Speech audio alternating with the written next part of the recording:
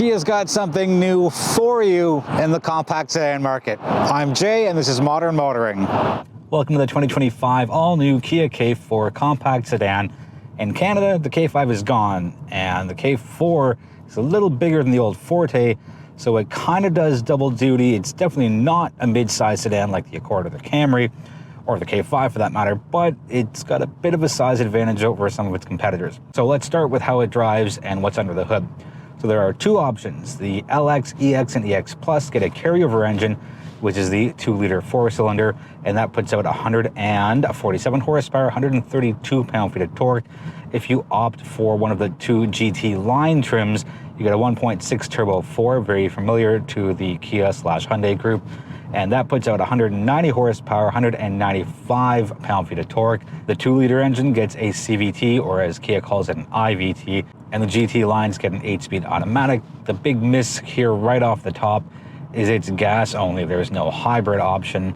There's no plug-in hybrid option. So I think that may harm Kia when people are looking for a compact sedan. So as far as how it drives just fine for a compact sedan with a 2-liter engine. I'm in the EX trim, second from the bottom. And for what the intended purpose is here, the 147 horsepower, 132 pound-feet of torque is more than fine. I don't think anyone's going to care about how fast it is off the line. It's getting onto the highway and passing power. So I'll give you a quick listen to the IVT/CVT winding up. So it's a little noisy, and there's not too much here in the EX trim for sound deadening.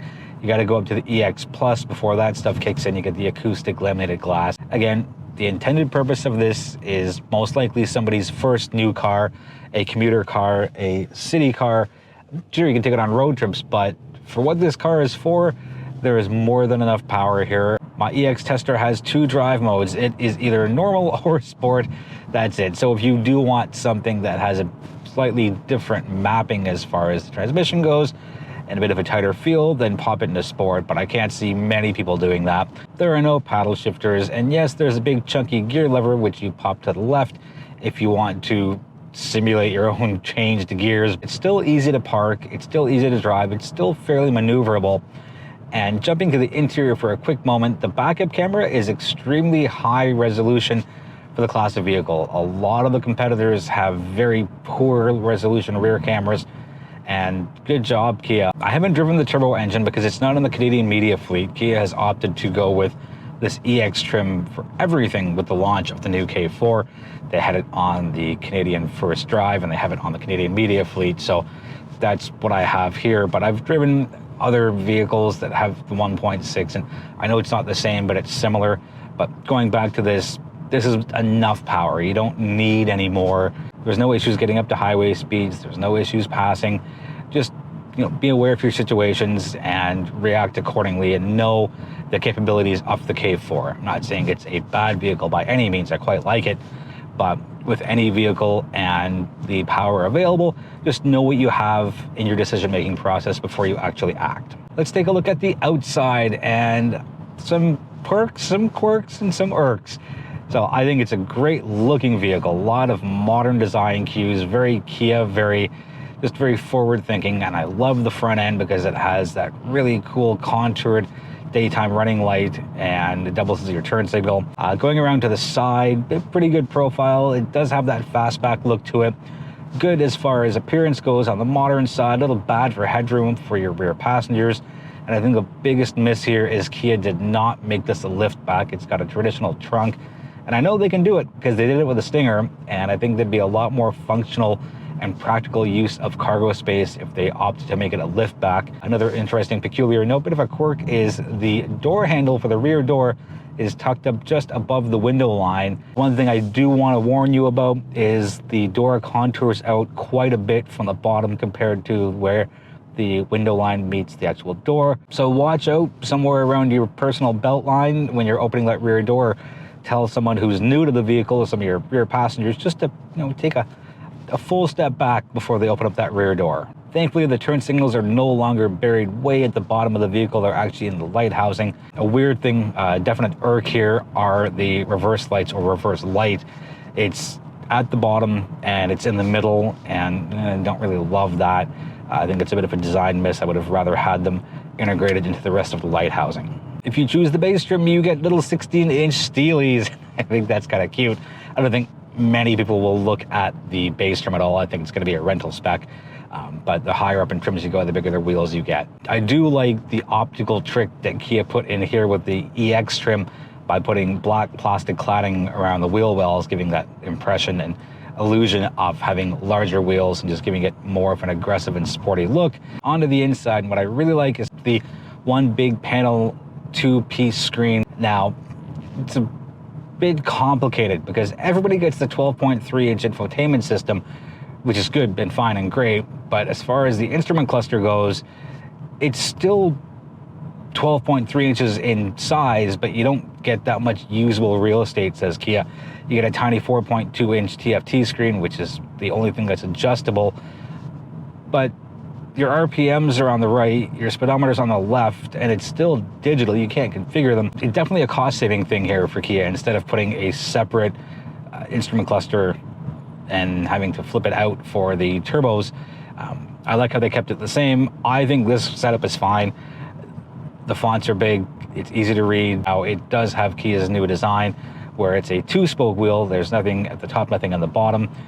Again, very easy to use. What's interesting is it's a flat top and flat bottom steering wheel. I think there's going to be a lot more flat top steering wheels, specifically in Kia/Hyundai and maybe even Genesis vehicles, because they're going with this long one-piece, two-screen setup. Having a flat top lets you see a lot more of what's on the instrument cluster as opposed to the round steering wheels. And that was my biggest complaint with the Kia EV6, the Ioniq 5, and anything else that incorporates this long screen.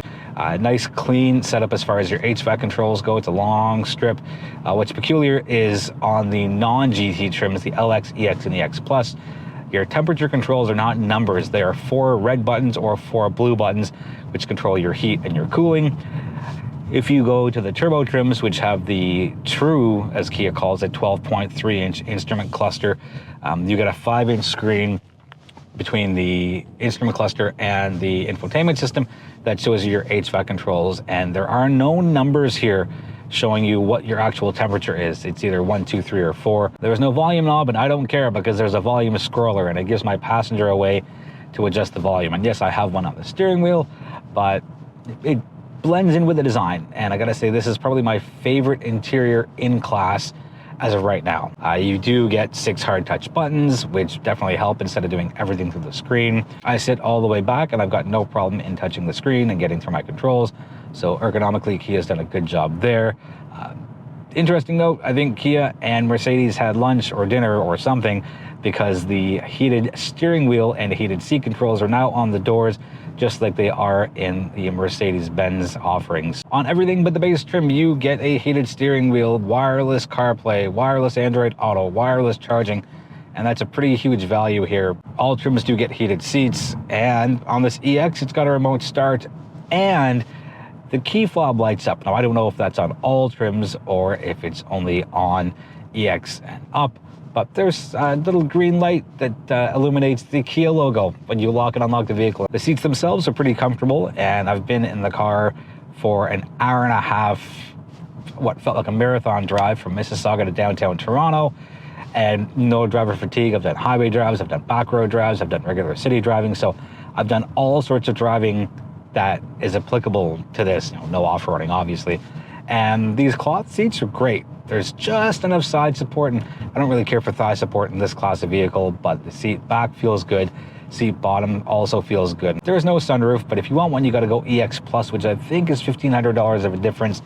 And you also get the acoustic laminated glass, and you get synthetic leather seats. So something to think about if you do like natural light. But the interior here is gray, light gray to be specific, so it doesn't feel as closed in. And speaking of not feeling closed in, I like how Kia's used long, straight lines to really stretch out the feel of the cabin here. It definitely has a bigger than it feels appearance, and you don't feel so closed in. And that's a common trait in some of the competitors in this class, but it feels a lot narrower, but here there's a nice wide and open feeling. Plenty of leg space for your rear passengers, not as much on the headspace side because the roof does slope and it's got that fastback design. be wary of putting some of your taller passengers in the rear onto the cargo space. You get 413 liters, everybody gets a spare tire. So it's not the biggest in class, but there's definitely enough to accommodate, groceries or carry-on luggage or golf clubs or whatever it is you're putting back there for this class of vehicle. Quick touch on standard safety in the 2025 Kia K4. Lane keep assist system, a lane follow assist, driver attention warning, smart cruise with stop and go technology, high beam assist, and forward collision alert all come standard. All but the base trim add the blind spot monitoring and the rear cross traffic alert. And the top trim, the GT Turbo Line Limited, gets the blind view monitor and a few other things. A quick touch on fuel consumption and cost, and then we'll go into pricing and competition. So every K4 uses a 47-liter fuel tank. With a 2-liter engine, you get 7 liters per 100 kilometers combined, and that's the base trim. You go up to the EX and EX Plus, and that goes up to 7.3 liters per 100 kilometers. So with that EX, EX Plus, and base model LX, you can go around 650 kilometers. If you opt for the 1.6 turbo engine, that brings you up to 8 liters per 100 kilometers, and you can go about 590 kilometers per full tank. Now, these figures are not fully official. They're on the Kia website, they're in the presentation, but they are not on Natural Resources Canada yet. My Kia Canada rep said that they will be there soon, so a little asterisk beside those, but I can't see them being that far off if there is a change. Let's go into pricing, and these are Canadian dollars, and they are the MSRP figures. LX comes in at $23,995. EX, which is what this is, comes in at $26,495. The EX Plus is $27,995. Again, that adds the panoramic sunroof, acoustic glass, and the synthetic leather seats. Up to the GT Line Turbo, that jumps all the way up to $31,495. And the GT Line Turbo Limited, which is at the very top, comes in at $34,495. There is a $1,850 freight charge, but I didn't add that. I'm just keeping these all as MSRPs. So there's good value here. I would personally wipe out the LX trim and I would pick one of the GT line trims. I don't think there's a point in having two. I would probably get rid of just the GT line turbo itself and go straight from the EX Plus to the GT line Turbo Limited. And I say that because the compact sedan market is tiny, and having 5 trims with 2 different engines here I think is a little much. Let's wrap up with competition. So you have the Toyota Corolla, which comes as a hybrid offering and as an all-wheel drive offering. You have the Honda Civic, which is also now a hybrid offering, still front-wheel drive, and it's significantly more expensive than what the K4 has here. There's the Hyundai Elantra, which has the same engine, but it's got a hybrid offering. So I don't know why Kia didn't pull that and put it in here, at least as one of the 5 trims. The lower 2 Hyundai Elantra trims are less expensive than the lower 2 Kia K4 trims. Mazda 3 has way more power, and there's a better drive feel, and there's better materials, and you can get it as all-wheel drive, and you get it with a turbo engine. So it kind of goes the opposite way for the hybrid.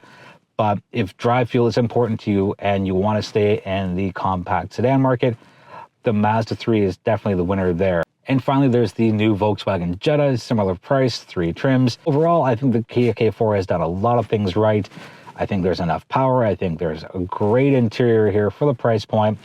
Yeah, you don't get the full 12.3-inch instrument cluster experience, but I don't think anybody's going to care. I really don't, because you have everything that you need. Your bookends are still digital as far as the speedometer and your RPMs. And there's just a good feel in here, and it looks good, and it's comfortable, and it's spacious. The car looks good, it drives well, and it does everything it's supposed to.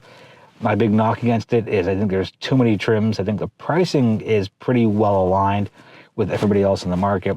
And the one big thing that I wish they would have done is put at least a hybrid out. That's going to wrap it up for the 2025 all-new Kia K4 compact sedan. Let me know if you have any questions on what you've seen. I am more than happy to try and get you answers as fast as possible and engage in respectful conversations online. I invite you to join the social media communities for modern motoring. We are on all the major platforms. I appreciate you, I thank you, and I look forward to seeing you in the next video.